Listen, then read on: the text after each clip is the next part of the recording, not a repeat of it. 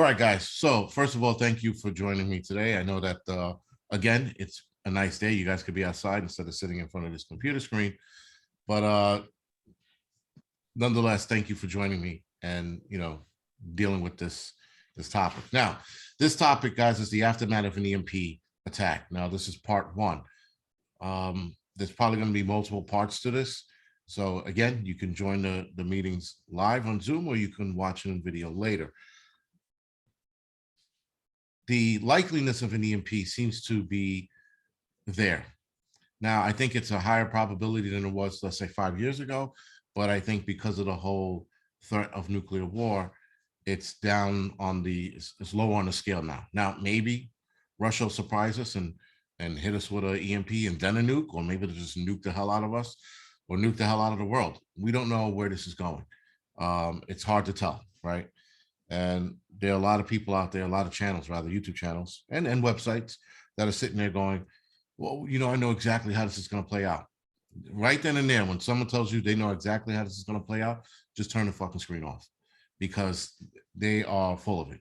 They're the worst. With that, guys, we're going to talk about the first day, or rather the first few hours of an EMP attack and how that's going to go down. Or how it might go down. See, I don't even know exactly how it's going to go down, because we've never had something like this happen ever, actually. I know they've done tests. They had the starfish test that affected some of Hawaii, and they went through, I think it was a couple of weeks of blackouts until they figured out how to get their power back on in the whole 9 yards. But that was about as close to an EMP attack as we would have gotten. Again, it wasn't an attack. It was more of a test, and it was a test that they didn't foresee a lot of those problems that they ran into, like it affecting Hawaii, or it reaching out that far that it hit some of the islands in Hawaii, not all of them. Anyway, so the first day, guys, a nuclear device is detonated above the Earth atmosphere during an early morning. Now, there's two scenarios that can unfold with this. It's an early morning attack above the United States, while most Americans are sleeping and or about to get up. The second scenario is they wait to the midday in the United States, where most Americans are at work, and then they detonate this EMP, stranding a lot of Americans at work, right? Especially if a lot of the cars stop working. We're going to get to cars because there's a lot of misconceptions with cars, and the bottom line to it is, a lot of scientists are unsure of how cars are going to be completely affected with an EMP, because there's just too many variables now, especially with the new technology we have. They don't know if it's going to wipe out the car entirely or it's going to wipe out part of the car. So they're unsure. With that, and also that the fact that the car is also surrounded in aluminum and metal, they don't know how badly the components of the cars are going to be affected. So with that, guys, if this happens, let's just say this happens while it's in the middle of the day, most Americans are at work. Most Americans are going to be stranded at work. And we're going to play the hypothetical of the cars not working, or most cars not working. Now, most people live miles from home, right? Very few can walk home. Less than 3% of Americans can walk to work. 76% of Americans, that's roughly 109 million, travel to work alone in a vehicle, with an additional 13 million carpooling to work. 60% of Americans live over 50 miles. So that large percentage of Americans are going to be stranded at work and going to try to have to figure out a way how to get to home. Because also keep in mind, the transit system might be down, whether you take a train into work or bus into work, or in some cases, if you're super rich, flying to work, you might be stranded at work. Again, 2.7% of Americans walk to work from home. And in New York City alone, you got 556,000 Americans that travel to New York City from other states. So that's a lot, right? I guess a lot of New Yorkers who work here, it's only, I'm going to say a few million, but you got 550, you got over 500,000 people who travel into New York City. So that's a large percentage of people coming from other states like Pennsylvania, Connecticut, Jersey, even as far as Massachusetts, come to New York to work. So again, keep in mind, all of these people who live over 50 miles might be stranded at work. Now, the initial response will be another blackout. So most people notice the lights are out, the computer shit the bed, and they'll sit there and they'll go, "Oh shit, it's another blackout." Now, for those of us who can identify it, there should be a hint of a smell, sort of like a burn, like an electrical burn. If the power grid's overloaded, it's going to fry a lot of the systems, and your power outlet should also be fried as well. This might also start some fires, if you will. We'll get into that a little later, but especially in older buildings. But you should smell a scent in the air, like I said, electrical wires burning. It should be faint. It might be heavy, depends on where you are. If you smell that, that is undoubtedly an EMP attack. If you don't smell it and everything's out, then most likely it's just a regular blackout. Now, the normies, people who are not preppers, they're going to not realize what's going on still. They might even smell it and still not make the connection. Whereas the rest of us will make this connection and be like, this shit is on. Now, a lot of us preppers, we're going to fly into action as soon as this happens, as soon as we smell this, again, electrical wire burning smell, we're probably going to jump into action. And even then, it could still be a blackout because sometimes blackouts can overload a system and can overload the wires in certain buildings. So there's also that to contend with. But it's a higher probability of it being an EMP attack if you smell it. Now, preppers, we're going to try to gather as much information as we can via comms and radios. So we're probably going to try to establish our comms if you are a what's it called, ham radio guy. And if you just have a battery operated radio, you're going to be scanning for a channel to see what you can find. Now, ham radio operators, I know a lot of them, they protect their gear from EMPs. So they'll be able to get the information first. They might have to talk to another country to get that information first. So they might not be able to talk to a lot of guys because a lot of guys here are scrambling to get their shit up and running. And especially if their battery source is protected, they'll be able to get it up and running. If they don't get it protected, well, then they're shit out of luck. They're going to have to figure out a way how to get another power source. Some guys are even working on solar charge to power source to plug their equipment into to get it to run. So that's, that's a good thing.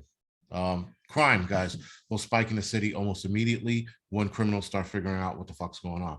They're gonna be like, the power's out. They're gonna like, the cops can't fucking do anything. If the cars are shut down, there will be no RMPs, which are police officer cars, patrolling the streets. There should be cars just not moving. Some cars will still be running. Some cars will be big paperweights, right? So criminals will get a sense of that and they'll be like, oh shit, it's a free-for-all. Now, we've all seen here in New York City, we've been following it. It's been a free-for-all for the last, I don't know, 2 years now. So with that in the mix, guys, you're definitely going to see looting and rioting skyrocket like shit within the first hour. Criminals are going to have carte blanche in the city and or whatever town they're in. The 9/11 system is going to be down. If, again, an EMP attack, their backup system might not even work, especially if their system is fried. Now, some 9/11 systems have an EMP protection and others don't. So you have to keep that in mind. Depending on where you are, you might still have a system running, but if your phone lines are down and or your cell phones, which most people have, are down, you're not calling anyone. 9/11 response are going to be word of mouth and on foot. So again, if the vehicles are not working, firefighters, cops, EMTs are only going to be responding to things that they can walk to, right? So for example, if I might be speaking Chinese to some of you, but the firehouse that's right around the corner to you guys, it's in that's called your first due area. So that is where that engine and truck company is going to respond. They're going to respond to that immediate area. They're not going to walk off into a second due area, which might be further to render help. And plus, what's ever in their area, they're going to be overrun anyway. So they're not going to be able to go to somebody's second due to help. Now, keep in mind, some fire companies, for example, there's one in the Bronx. They stole a lot of the first due areas. They have a large first due area. I mean, extremely large. So they're not going to be able to cover all of that as well. The chiefs, whether that's fire or EMS, they're going to sit there. They're going to be running around with their heads cut off, like a chicken with their heads cut off, because they can't figure out what the fuck's going on. That they won't be able to get any orders out to anyone because the radios might be down as well. Again, if someone told me that our 9/11 system and our radio system was EMP protected, but I don't know to what degree. And we don't have New York City if I'm not mistaken. We do not have an EMP response. At least we, as firefighters, were never told this. If there is one, we were left in the dark. So here's the bigger problem with the EMPs. Elevators, people will be trapped in elevators across the nation, right? So if an EMP goes off, you're gonna have a lot of people trapped in elevators. That's including parts of Canada and parts of Mexico as well. Some of these people will most likely die in the elevators. So if you get stuck in a newer elevator that limits your access of getting out, you're most likely going to die in there if no one can get you out. Older elevators, you can absolutely get yourself out of. They're built differently and they're built cheaply, if you will.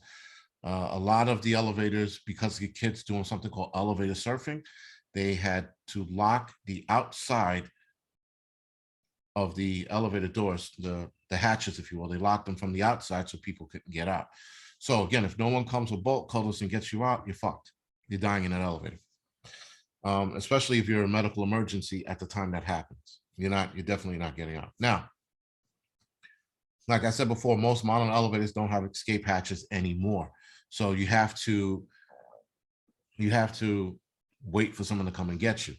If you have a pry bar for some strange reason, you have a pry bar on you, then you should be fine.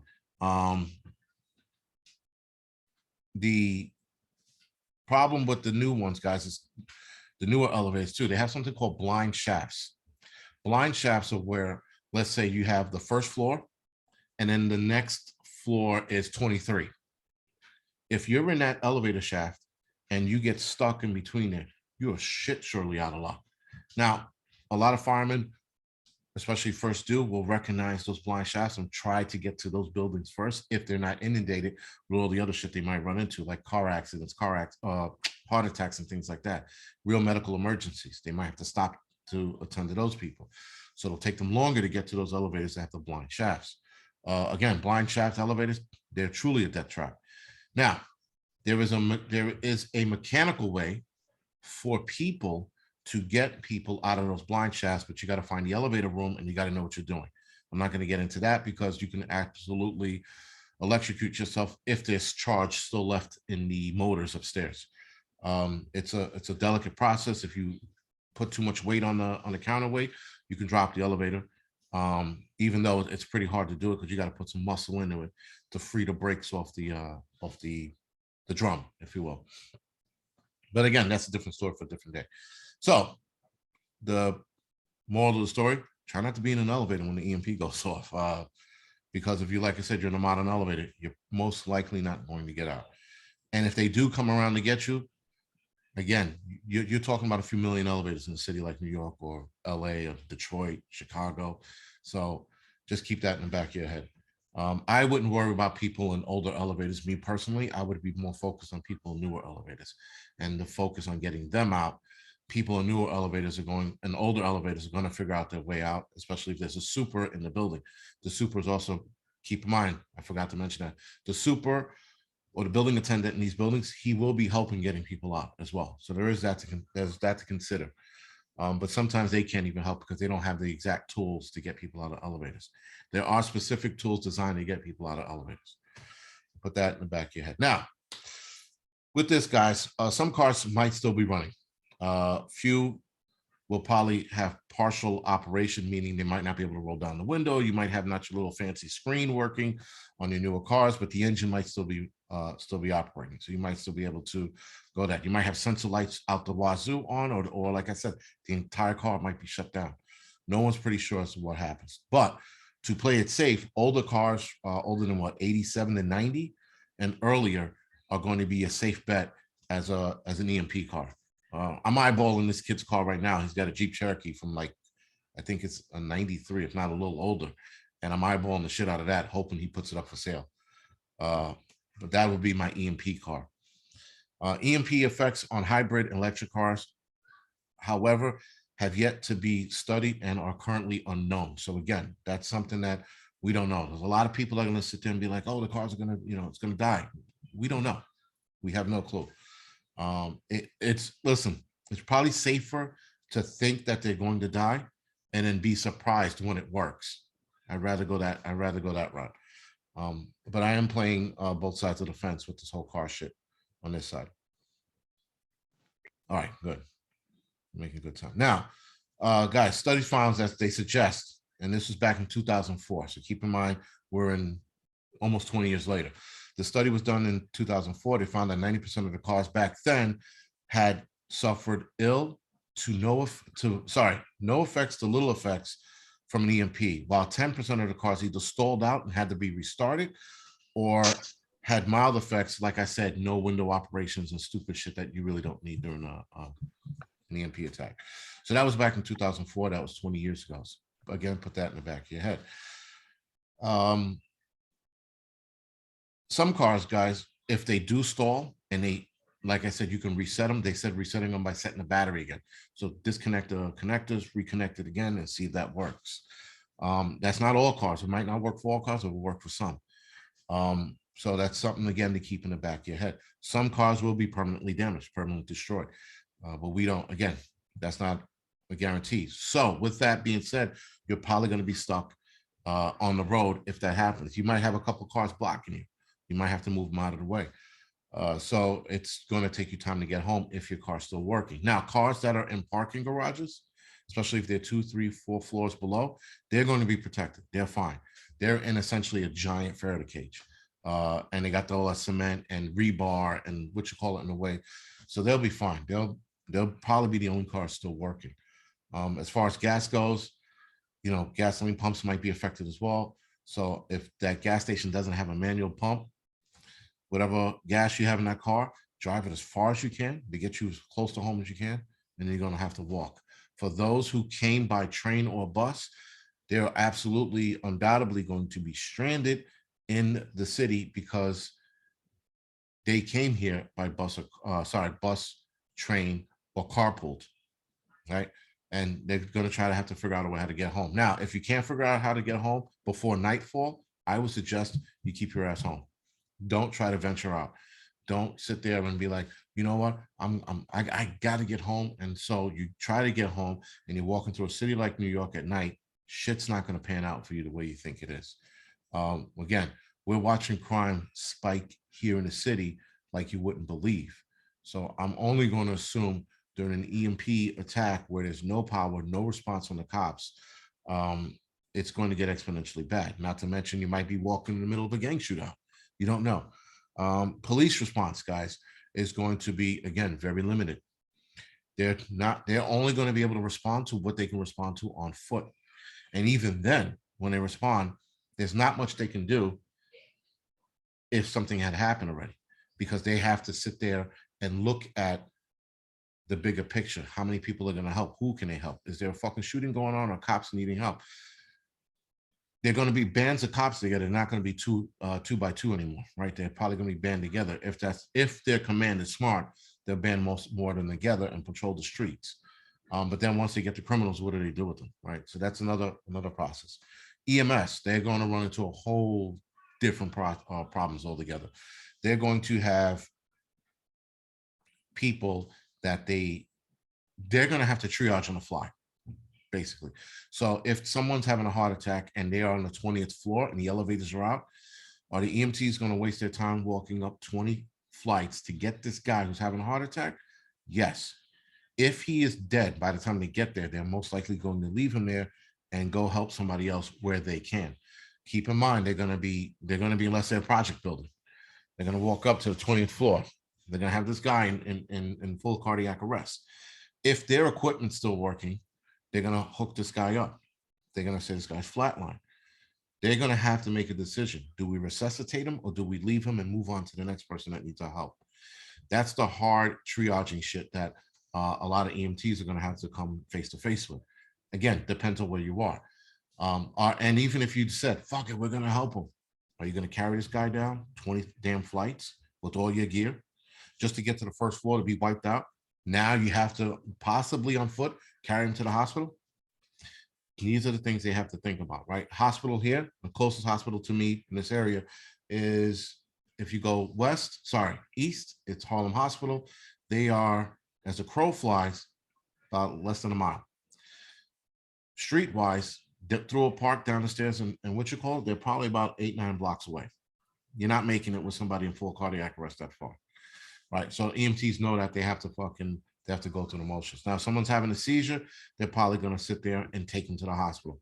They're having a diabetic reaction or they're in diabetic coma, they're probably going to give them the meds they need right then and there and rush them off to the hospital. Again, guys, it's a crapshoot with this kind of shit. And Paul R says no EMP plan through EMS that I'm aware of. CAD computer aid dispatch system over 30 years old program, right? So he's saying that the computer system is fairly old, and it's funny how the computer system for the FDNY, they haven't updated it since, well, when I left, it was a way older system. Not way older, but they were still using analog. I think they upgraded to digital, but the system itself is still old. So again, all of that's going to be wiped out and not in use. And hospitals, the other thing they have to contend with, hospitals are going to be overrun with the accidents within the first hour of an EMP attack. You're going to have people who, maybe their pacemaker shit the bed because of the EMP. Maybe the car stopped rolling, rolled into a person, crushed that person, right? So you're going to have all these different problems happen within the first hour, not to mention all the other normal shit that happens even, when there is no EMP attack. So you're going to have a hospital that's going to be inundated with people nationwide. It's not going to be a hospital that's going to be quiet or not busy. Everybody's going to be fucking busy. So you have to definitely think about, if you have family member, here's the problem. This is going to be the hard part. If you have family members, guys, you're going to have to be rational. And that's easy for me to say. I've been in that situation once, and I was as rational as I could be. And I just made the calls as it was, as it was happening. Let's put it like that. You're going to have to be the same person.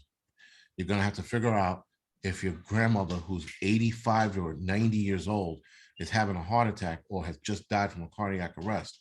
Are you going to sit there screaming and crying and trying to get help? Or you're going to let her pass and get yourself moving and get your plan into action, right? These are the cold-hearted calculations you're going to have to make down the line, because again, screaming, crying, and carrying on is not going to help you and the rest of your family that might still be alive. So you're going to have to make some hard decisions. And I know a lot of people like, well, what about, listen, guys, during a shit defense scenario, that's why they call it a shit defense scenario. All bets are off, and everything has to be calculated, and you have to be rational. You have to make sense of your decisions you're going to make. You can't be running down the street. You can't run 20 flights down the stairs to go get somebody to help for your grandmother, who's 85, who lived a large part of her life, right? Now, if it's a kid that's like 3-4 years old, have at it. Grab the kid, run down the stairs, see if there's help around, and then, try to get the kid resuscitated. That's a different story. But older people in a situation like that, it is what it is, guys. I would just say, try to be rational in your thought process. But again, that's easier for me to say. It's going to be a lot harder for people to do. All right, Smash, I will answer those questions in a little bit. But yes, if you have any questions, put them in the chat and I'll get to them in a couple minutes. So guys, with that, let's see. You know what? We'll run into part 2 as well. Fuck it. All right. Yeah, we're running to part 2. Now,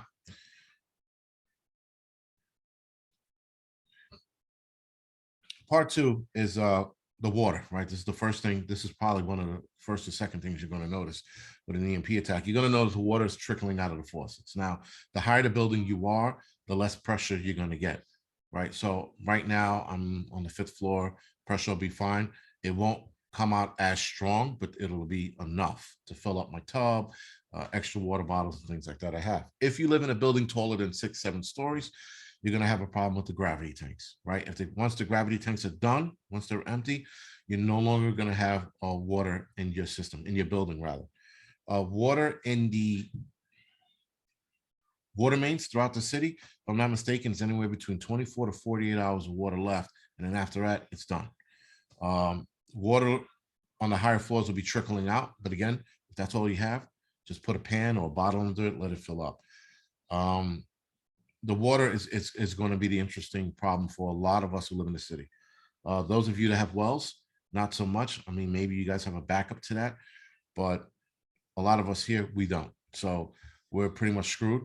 And I had already told the wife, I said, well, if it's an EMP attack, the first thing I do is go down to the corner store and start packing the water bottles, start stacking those. Because right now we don't have room, but I will create room, and you guys should too create room to stack water bottles. And that's the first thing you should be running out to get. Food, as preppers, we should be squared away for a long time. Water, especially for those of us that live in apartments, we don't have that much room. So my water plan is to run out and get as much as we can. Now I do have water containers throughout the house. I have only 50 gallons. If I can get the tub filled up with the water bladder, that's another 100 gallons. And then I would obviously still be running to the store and getting packets of water as much as I can. Now, separate situations not in here, you're going to need something to protect yourself or protect your supplies. Keep that in mind, guys. You can have all the food you want. You can have all the water you want. If you don't have a means to protect it, you are pretty much shit out of luck. Because sooner or later, someone's going to be knocking on your door for water or food. And I would suggest you don't open your doors either if you don't know the person. Because somebody's like, oh, it's your neighbor from downstairs. And you never talked to that neighbor the entire time the shit went down. I wouldn't start talking to them at that moment. Go ahead, Mike. Another big thing that worries me with you folks in the city is the sanitation. I honestly don't know how long it's going to take for that sewer system to fill up and start to backfeed the buildings. Obviously, it would start on the lowest floors and work its way up, especially if the guy upstairs keeps flushing the toilet.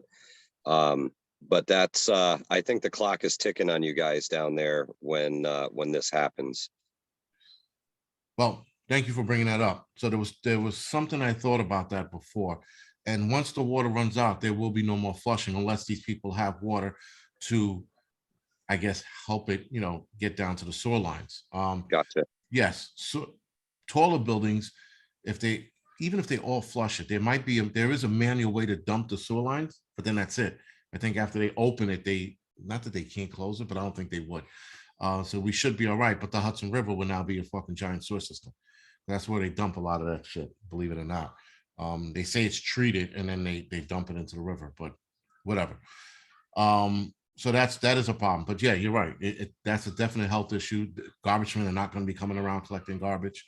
The rat population here in the city is out of control as it is. So with this going on, with garbage collecting, with bodies stacking, we're definitely going to have a fucking big rat problem probably in a couple of weeks from that, if not a month, if you're still here. Now, if you're still here after a month, Godspeed.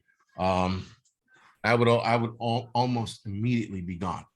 If I identified what was going on, I would be in my car and gone. If I can't leave, then that's when I start stacking water and shit like that.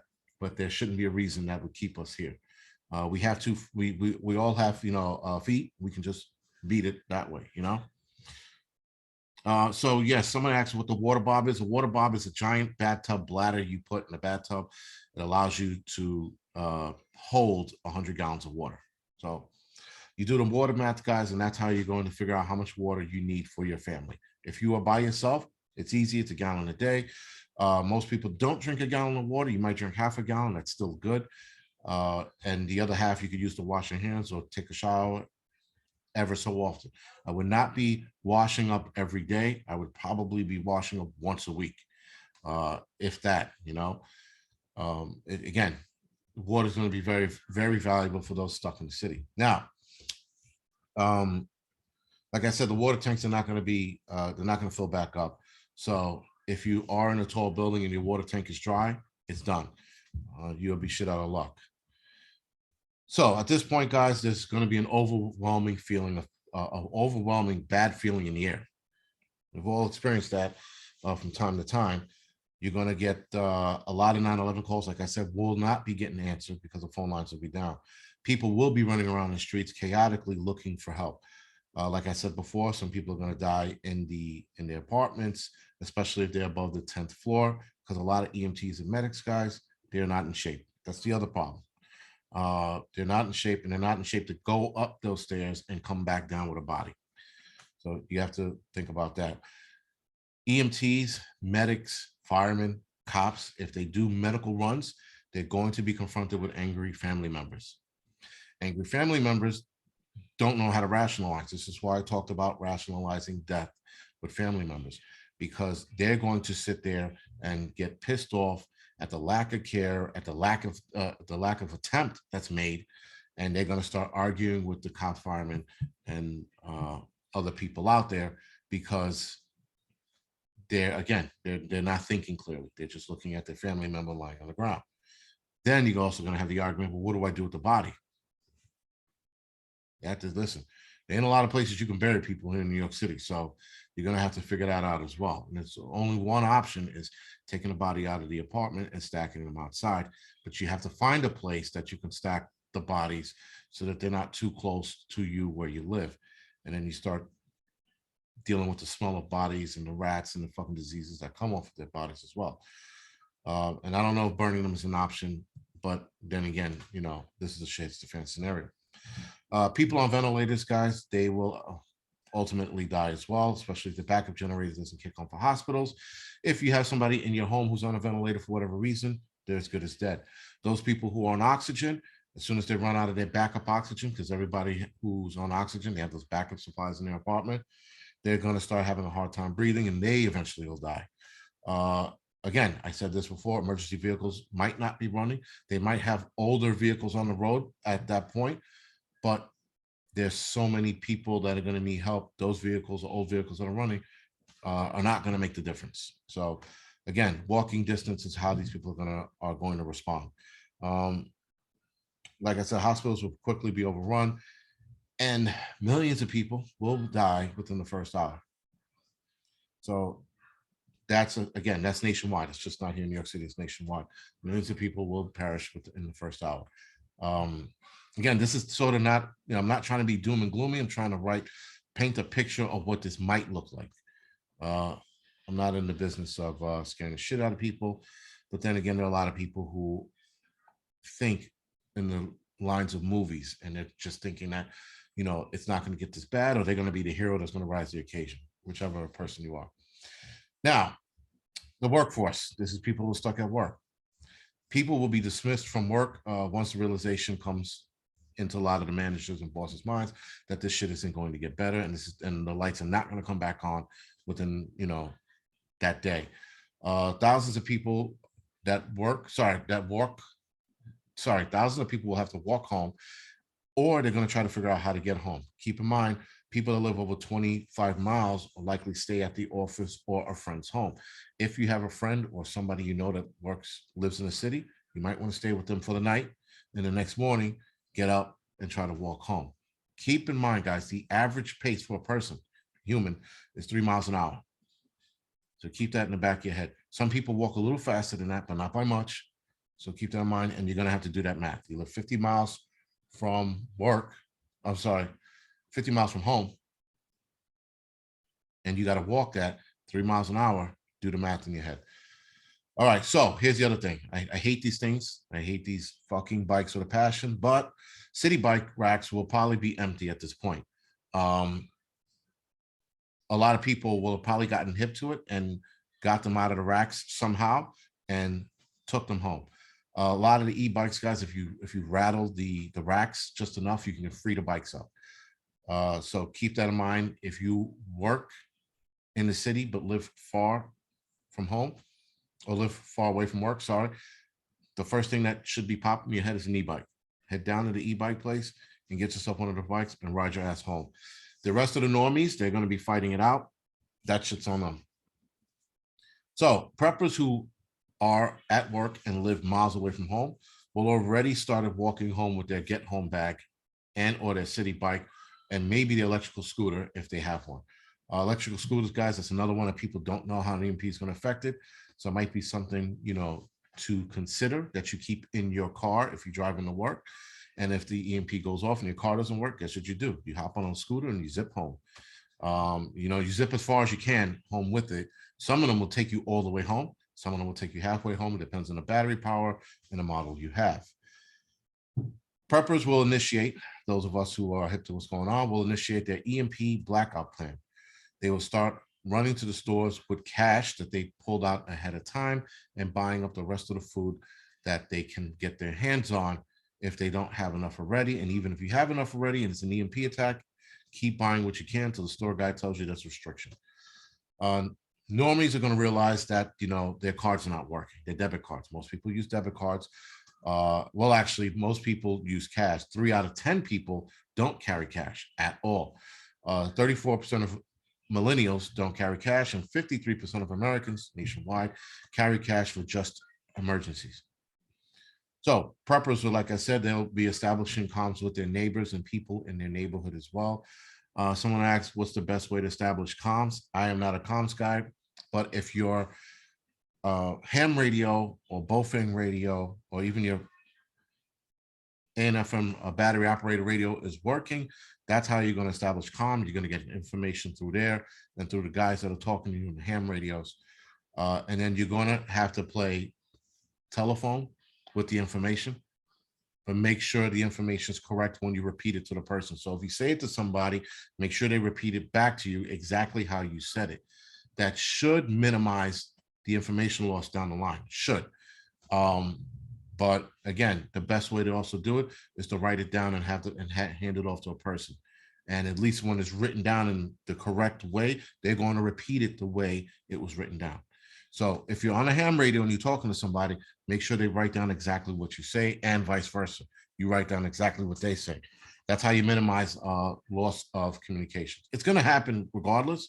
I mean, again, to other people who are not ready for this, or even preppers, by day 2, it'll be the Russians did it, and the Russians and Ukraine and China hooked up together and bombed us. There'll be all kinds of misinformation out there. So what we need not to do is concern ourselves with that kind of information.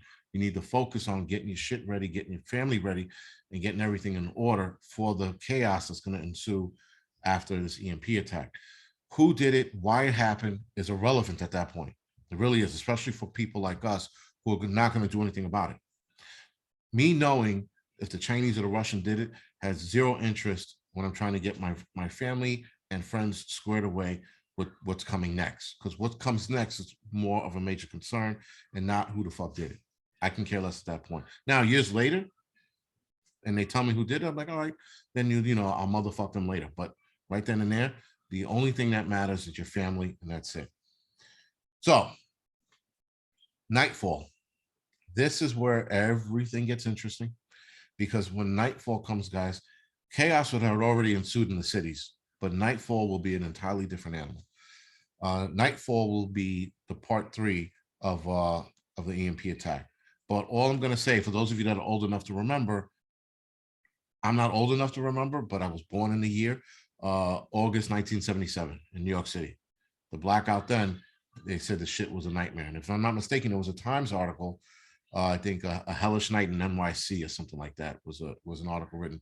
I think it was the Times magazine, and the guy was he was, I guess, journaling the night and how that city went. And that was back in 1977, and that was just a blackout in the city. Now let's just take that blackout and make it nationwide. How bad that's going to look, right? So something to contend with, guys. That will be part 3, if I'm not mistaken. Yeah, it will be part 3. That'll probably be in another week or 2. Next week, if I'm not mistaken, this is the week after next, we're talking about how to store food and how to gather food, because I think we have a bigger issue with this food crisis than we do in an EMP attack. Mike, go ahead.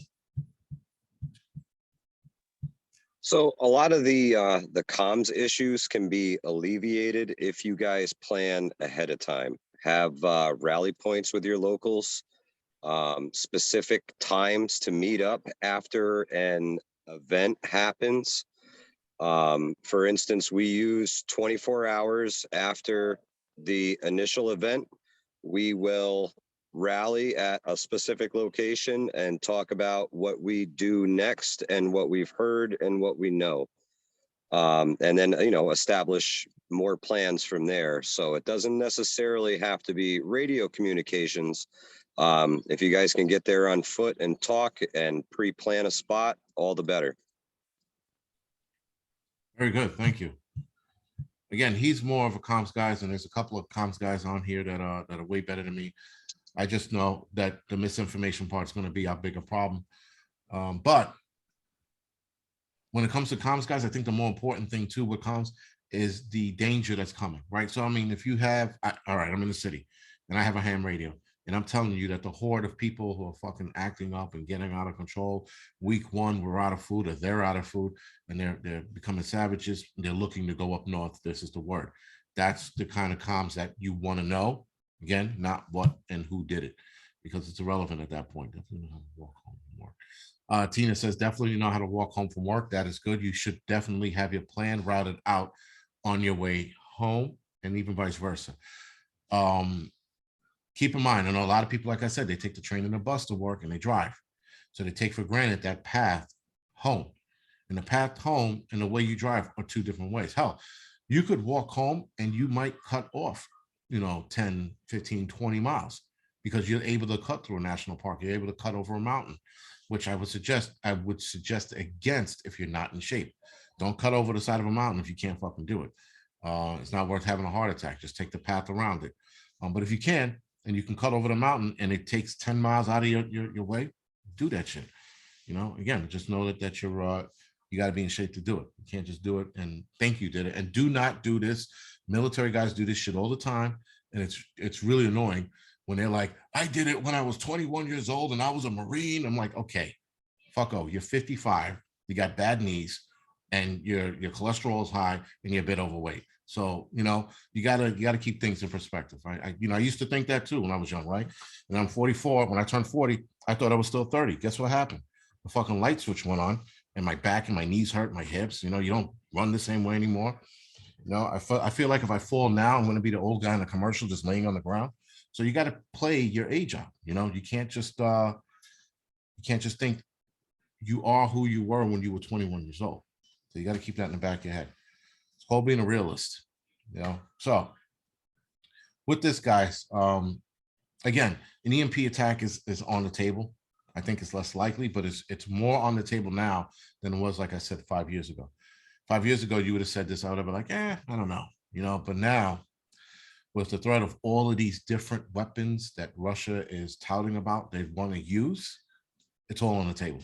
So, it could be anything, and we can only wait and see. Now, with that, guys, if you do not mind, you can ask the questions now. I'm trying to go back and answer some of these questions I saw. Will there be handouts? No. Handouts. 2003 blackout. Yeah. So some of you remember the 2003 blackout here in the East Coast, right? That was a bit of a shit show. I know people were panicking. They thought it was another terrorist attack. I'm like, no, it's not. All right. So if you don't have any questions, we will be ending this in the next minute or two. Any gripes, any misinformation, anything you want to say, please let me know now, or forever hold your peace. Also, guys, what is next week? We're going to be talking about the food crisis next week and how to prepare for it. That is a definite issue. Okay, so doing a lot of research. I'm going to touch on this in the meeting. Is it the meeting next week? I can't fucking remember to save my life. It's not next week. It's the 15th. So May 15th, guys, we're doing a food crisis video. I forgot why I'm not doing it next week. I think it's Mother's Day next week or some shit. Mm-hmm. Okay, yeah. So Yes. So it's a bad day to do the meeting. So with that, the 15th is going to be the meeting on the food crisis. Now, there is a definite food crisis happening. We're definitely seeing a lot of shit go down. But we, rich countries, American countries, European countries, countries that have a lot of food, we also waste a ton of food a year, millions of tons of food. That's also on the farmer's end as well, not just the consumer end, but the farmer end as well, right? They throw away apples that don't look great. They look, lobbish and weird, and this is not aesthetically pleasing. Let me throw it out. And we throw out millions of tons of that kind of shit a year. They used to do it to potatoes, and they stopped, and they did it to, I think they did it to sweet potatoes for a while, and they stopped that shit as well. But there's still fruits out there that we throw away millions of tons of food because it doesn't look appeasing to the eye, and or it sat out too long, according to the health service office or whatever state you live in. If it sits out too long, they want you to throw it away. Meanwhile, there's really nothing wrong with it. So we waste a lot of food, and there is a way to combat the food crisis by not wasting a lot of food and lifting a lot of these dumbass restrictions that the locals government has in each county, state. We lift those restrictions, we can definitely get ahead of this food shortage. But then again, that's my stupid thought process. Midgen, do me, yeah, go ahead. I said your name right. Pretty sure I fucked that up. You messed it up. Okay. My name is Mignon. Mignon, Nice okay. try. Okay. 2 quick questions. This is great, valuable information. Will you be doing it again, like a little bit later, maybe like noon or 1? And my second question is, will you guys meet in person? I am in New York City, and I have some other Truth Group members that are on the same page, same mindset, and we do our prepping. We meet occasionally in New York City, and we come together with solutions and ideas. And we would love to meet with like-minded people in person as well, because in person is a very powerful connection. Yes, well, right now I'm looking for another place to meet. The church we used to use, well, they lost their minds. So they had too many COVID restrictions, and I think they still have them, even though everything's lifted. So with that, I can't use them because a lot of us are not vaccinated. And that's what it came down to, which is strange, but whatever. That's their thing. I'm going to contact them one more time and see. If not, I'm going to have to find a completely new place. And they were pretty decent. They were by train. They were accessible. There is a church here that I do want to use on 125th Street if they let me. They have a nice area. The A train is right down the block, and the 1 train is about 2-3 blocks west of it. It's in a perfect area to have a meeting. So I'm going to try these 2 places this week, see if we can start doing in person. When we do in-person meetings, I will probably still do Zoom meetings as well at the same time, so that, for those who live too far, like, Mike can actually still listen in and contribute as well. So that's that. Anna, you can go with your question. That would be awesome. Can I get your name and number? I'm going to put my number in the chat box. My name is Jason Charles, and my Thank you so much, Jason. And my phone number is 917-376-2724. Can you repeat that one more time? 917-376-2724. Thank you so much, Jason. You're awesome. Thank you. Thank you for joining us today. All right, guys. So that just a quick little intrusion. My name is Albana. I just wanted to say, I mean, now the weather is nice, we can sometimes meet outside. Yes. We don't have a location. Okay. Albana's in my group too. Hi, right. Albana. Hey. All right. So then I'll look for a spot outside. That's easy. Oh, you know what? No, maybe not. Maybe a spot in Central Park. I'll scout a couple spots out. Yeah, that's a great one. I live in the Bronx. I don't know how many of you are in that area, but here is full of green areas and parks. Right. I'll start looking this week, because I know it is getting nice, and who the hell wants to sit on a computer all day? Yeah. All right, Anna, you can go. Hey, Jason. Okay. Hey, Jason. Yes. I just had I was thinking about that novel that you talked about a long time ago. That was really good for people. Thinking about not just this type of attack, but the whole idea of things gradually unraveling and trying to stay in the game. What was that? It was like 1 minute later or something. 1 second like that. after. Yeah, that's I just wanted to recommend that to the group, just for some interesting reading, not necessarily in terms of getting facts, but getting a feel for different types of scenarios. I think that it would be definitely useful. Yes, guys. So thank you, Anna, for bringing that up. The book, guys, a good EMP book to read is 1 second after. It's a classic, I think, and especially forget the prepper aspect of it. Entertainment wise, it's a really good book. I mean, like, once you get towards the middle and the shit picks up, it's hard to put down. So it's a really good book to definitely look into. Great, thanks. Thank you. Let's see, anybody else?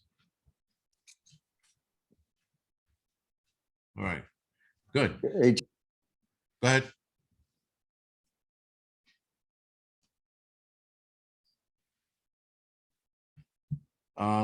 Linda B. I don't know the name of the church. I've known it for years as the church on 125th Street on Morningside, right? Yeah, Morningside. Okay. Yeah, I'm in the area. That's why I asked. Okay. I'll check it out. All right. Yeah. So I'm gonna look into that one. I know a couple years ago I asked to use it, and the priest was like, no. And I was like, and I didn't even tell him like what I was doing. He just sat there and he kept saying no. So hey I think Jason. yes. Yeah, how you doing? It's me, Stuart. What's going on, man? Not much, I'm sorry I missed a few of the last classes, but I wanted to make sure I caught this one. I'm just wondering, in the next class for the EMP attack, are you gonna go more in depth on if it lasts a long time, let's say like more than a week or two, and what we could do to like as far as self-defense? Self-defense, that's a hard one, but yeah, I can go over the basics of self-defense. I'm not going to dive into it. Well, I'll dive in as much as I can. As far as protecting our homes and our loved ones, while we're bugged in. Well, listen, I'm gonna give you a quick suggestion right now. The quick suggestion, guys, is get yourself a firearm. That's it. There's no, the play the game that they want you to play is stupid. Get yourself a firearm, go through the legal channels, go get the permit and all that other bullshit, get the shotgun permit and all that stuff, and then leave it in your home, right? Go practice, go shooting practice with it, learn how to use it, learn the ins and outs of it, and then that's it. That's how you protect your home. All this other stuff that the city's like, oh, you don't need a gun, and fuck them and fuck that. Listen, that advice doesn't go just to EMPs. That's to any disaster that hits the city, or as you watch the city fall apart. It's amazing, guys. Criminals are walking around here strapped all the time now. Every day they got some shit on them. And yet we're sitting here following the rules. And for what? So that if something happens, we're sitting here unarmed? Fuck that. Get yourself a firearm, guys. Do what you need to do. And however the means you go about it, go about it. Fuck them. If you're responsible, don't worry about it. And as far as how long the duration of this is going to last, an EMP goes off, guys, we're talking years. We're not talking weeks. We're not talking months. We're talking years. The transformers that feed the power to us, if you will, are made in China. We are, from what I read, trying to build our own here in the country. But some of the materials that need to build that transformer come from China. So again, it all goes back to them. And the problem with it is, guys, if there's an EMP attack, China has us by the balls, because the transformers that it takes to build are built there. And even then, it takes a few months to build them. And even when it's a few months to build them, then they got to ship it here. It's a giant, long process. And they would have us over the barrel, if you will, if we have an EMP attack, right? And if there's an EMP attack on China, then we're really not getting anything from them, because they wouldn't be able to make it. So again, it's years, guys, before we see any kind of normalcy. Now, if you're a part of a community, you'll be better off, not in great shape, but better off for a longer period of time. If you're by yourself in a rural area, you'll be better off for a long period of time. But it'll be hard. It'll be one of the hardest things the human race has ever had to have done, because we have become so comfortable with electronics. We are so used to electronics. We have everything that makes our lives easier. If this happens, we go back to fucking square one. And we have to do everything all over again and manually, and we have to use our brains. You need problem-solving skills, guys. This is just outside of an EMP attack or nuclear. You need problem-solving skills. You need to come up with ways on how to solve your problems, because no one's going to help you. You're not going to have a plumber. You're not going to have a mechanic or someone to fix something in your apartment or your home. You're going to have to do it on your own. You're going to need problem-solving skills. That's something that when I first started prepping, I put myself in every scenario I possibly could. Stupid, far-fetched, likely, most likely to happen, and I filled in the gaps. So a lot of these situations I put myself in, which are all fictitious, but nonetheless, they could happen. They might not happen. But what if it does happen? It did the same thing as a fireman. Go into a fire, like, all right, what if this happens? How are we getting out? How am I getting out? Am I bailing out of the window or am I pushing through? Am I going to crawl under that crawl space that I could barely fit in? Or am I going to wait for help? Right? These are things you war game as a cop, as a fireman, as a doctor, as a military guy. You war game all of this shit. Preppers should be doing the same thing. We should be war gaming our preps. Find the holes in your preps and build to that strength, or strengthen that hole, if you will, and cover it the fuck up. And that's how you find yourself in a better situation as a prepper. Just saying I got food and water, but now I have no firearms, I have no way to protect myself, you're fucked. Come up with a solution for every situation that's possible, especially in the area you're in. Hey, Jason. Yeah. Yeah, it's me again, Stuart. Just wondering if an EMP attack does happen, what kind of communications, type of communications do you recommend? Well, I would recommend, if you get a ham radio set, learn how to use it, get your license, and store it away somewhere where it's not going to be affected by an EMP. I would still carry Bofang radios, and that other one, Yakima, whatever it is, those radios, carry those as well, protect that. Battery powered radio, AM, FM, get one of those. You can also listen to a lot of things that might be going on, might not be going on. Also, I was told by a guy at the at Hudson Valley Preppings, that's Mike over on the corner there, left-hand top corner. He had a bug out weekend, and I ran into a guy that says an EMP attack is not one EMP, it's a couple of EMPs. So he said that it wasn't just one that would go off. He said they would need 2 to 3 to effectively put us in the dark ages. Now, there are military bases that's still running, that would still run after an EMP attack. So we probably would have some sense, some sort of military, but not enough to make a difference, and not enough to defend us from the attack that might be coming behind that EMP attack. Right. So if there's an EMP attack, guys, you can almost all but guarantee the West Coast will be stormed by the Chinese, and if not the Russians. We have that to contend with. They would storm from that angle. Japan would put up a fight, but not much of a fight that would make a difference to, they would put up a fight to slow them down, but not enough of a fight to stop them. They would probably steamroll over Japan. And then you have Hawaii, which would start lobbing, missiles and shit at planes and boats that are coming by. They might slow them down as well. Then you have our subs that might, that will create a lot of damages in slowing them down, but again, not enough to stop the invasion. Okay? So again, that's wargaming. I could be completely wrong. The United States could have some weapon that blasts all of these guys right out of the Pacific Ocean, or they might have nothing. Right? It's a crapshoot at this point because we don't know what's going on. All right, guys, and yeah, some people are throwing up some good shows. I never heard of Revolution 2012. Or the TV series Revolution from 2012, but Jericho was definitely a good show. That was definitely a good TV show. They should have gave it a 3rd season, but they didn't. They robbed us, but whatever. It was still a good TV show to watch. You get some good shit out of it. Again, 1 Second After Guy, good book to read, and I'm definitely gonna look up Revolution now. I will definitely take a look at it. I try to watch all those end of the world shows. Just again, because they also put you in situations where, like Black Summer was a zombie show, but it points you in certain directions or puts you in certain places, where stupid things happen. And you're like, why the fuck did they do that? But when you watch it, you get the sense of they're doing this from a regular person's standpoint, not the prepper standpoint. So preppers would look at this show and go, what the fuck are they thinking?